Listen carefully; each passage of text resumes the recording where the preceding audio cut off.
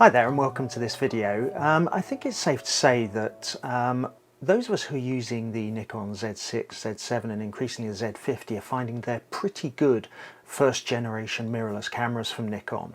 And I've been particularly impressed with the continued pace with which Nikon is updating the firmware to deliver the functionality that they promised perhaps back when they launched the cameras. So, well done Nikon there. Having used my Z6 and my Z7 for over a year now, there are a few things that I think Nikon could even take them further than where they've taken them with their firmwares up to version 3. They are just a few things that can, I think, be tweaked in the firmware, so they're not major updates. They are little things that have or could have a disproportionate impact for those of us using the cameras. So in this video I'm going to just cover 5 that I think are particularly useful from my perspective, and it'd be interesting to hear what you think about them. So number 1 is quick format. Those of you who are used to using or have used a D800, D810, D850 like I have, will be used to the fact that you can press the ISO button and the delete button, and if you hold them down until the format notice appears on the LCD, you then release them and press them again, then it's a way of quick formatting your memory cards. You can switch between the 2 memory cards, because obviously in the D850 there are dual memory cards, by using the selector rotator button, and it was a really useful way in the field of quickly formatting a card, but it had some protections in there because it was a multi-step process. I really miss this on my Z series. It's one of those things that you don't realise you miss until you don't have it. It's only a minor thing because you can of course go into the menu system and format your memory card. Equally, you can set up in My Memory format memory card, so you can do it that way. But I think it would be really useful if Nikon could perhaps allow you to do, whereas today you can program the user customizable buttons on the Z series to do one activity or one function, if you could have multiple combinations of presses, so perhaps you press the function 1 and 2 buttons, then it would allow you to format the card. It would be great functionality because it would open up so many more combinations of using the buttons to program specific functionality to them as well, not just the quick format approach. I don't think it'd be too difficult for them to do. It could be done in firmware, I'm sure, and maybe something that would help build the Z series out even further. So the next piece of upgrade that I think would be quite useful is around the challenge that those of us using mirrorless cameras find with dust and dirt getting on the sensor, because the sensor is so close to the flange and it's exposed. There's no mirror in front of it. It becomes a real problem, particularly when changing lenses. Now, if we look at the, I think it's the Sony A7R and some of the Canon cameras, they have the option to close the shutter before you change lenses.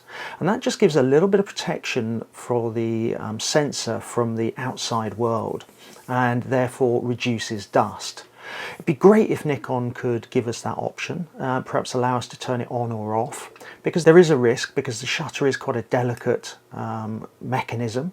However, it's a trade-off, and then when you're out in the field, it would be quite useful if you're in a dusty environment to be able to close that shutter before you change the lens. I'm certainly finding that I have to clean the sensor far more often on my Z series cameras than I ever had to on my D800 or my D850.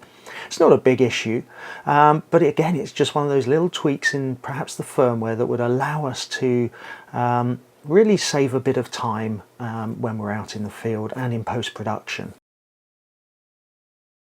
This next one is around focus confirmation in continuous autofocus.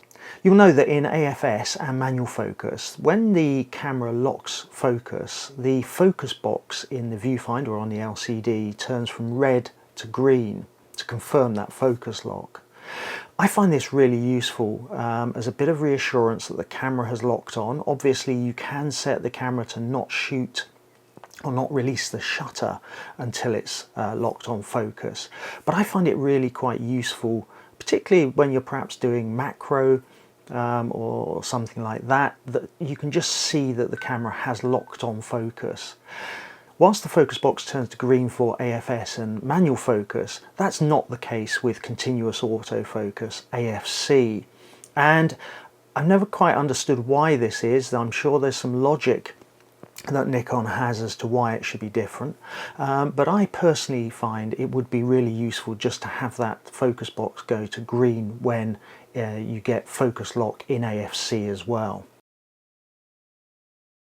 So this next one, keeping the self-timer settings, is something that I noticed when I was shooting macro recently, and I was using a 2-second self-timer or timer delay for the shutter release to try and minimize the amount of vibration that was evident in any of the shots, which is really important in macro photography.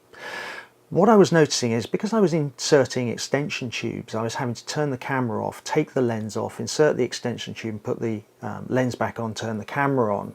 And what I noticed was that I was using this 2-second self-timer, and every time I turned the camera off and then on again, the camera reset to single shot, and I had to then go in and remember to reset to the release mode to 2-second self-timer. Whilst it's not a massive issue, it would have just been really useful if the camera had remembered I was in self-timer mode and held that mode when I turned it off and then on again. Again, it's not a big issue, it was just mildly annoying that I kept forgetting, and it could be something that the camera could do that would make my life much easier as a photographer in those situations. So again, a very simple tweak. I don't know about you guys, but I'm trying to use the LCD more on my Z series cameras because of the upgrading capability and the what you see is what you get nature. I'm actually finding the LCD far more useful than on my D850, where it was just really used for live view, which was very different. What I've noticed though is I quite often use the LCD for trying to make sure that I've got the composition right of the shots that I'm taking. And one of the things I'm doing there is really checking around the edge of the shot to make sure there are no distractions, that I've got it just right. Now, with the Z series cameras, you can't get a clean LCD view. And what I mean by that is there's always information overlaid on the LCD around the settings of the camera, for example. There's a histogram, and there's no option to just have a clean LCD. And that would be really useful, particularly when you're, as I say, trying to compose a shot, because when you're looking around the edge, that's where most of the data is. And actually having that area clean would remove all those distractions and make it much easier to use. This would obviously require just an additional mode when you scrolled around using the display button, and it can't be that difficult to do. So again, a really little thing that would actually add disproportionate functionality in my style of shooting. So in this video I've covered 5 what I think are relatively simple firmware updates that Nikon could do for the Z series cameras. I say simple, they might not be simple from a technical perspective, but from a user perspective they seem like simple functionality upgrades, and they would have a disproportionate impact in a positive way for my use of the cameras and the particular shooting styles and genres that I use them for. It's a real opportunity for Nikon with the Z series to keep updating the Generation 1 cameras. They're building market presence with those. At some point there will be a Generation 2 version come out where there will be upgrades to the hardware, for example probably the processor, some of the buffers, which will allow for perhaps an upgrade in the performance and some of the functionality. But there's certainly a way to go around the edges of the envelope with the current generation of Z series in my experience, to allow a little bit of expansion to keep it fresh. And so far Nikon have done, as I say, I think pretty well with the upgrades of the firmware. through up to version 3. However, real opportunity for them to keep doing that going forward.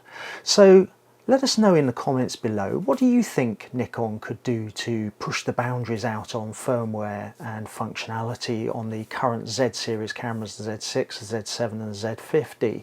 What are you seeing other manufacturers doing that you think could be useful to Z series shooters? Obviously I've just covered 5 that I think are really important, but there's more out there I'm sure, so it'd be great to hear your views. I hope you enjoyed this video, and as always, hit subscribe, hit notification bell, and you'll be notified of future videos. In these challenging times, do keep safe, and I look forward to seeing you on a future video.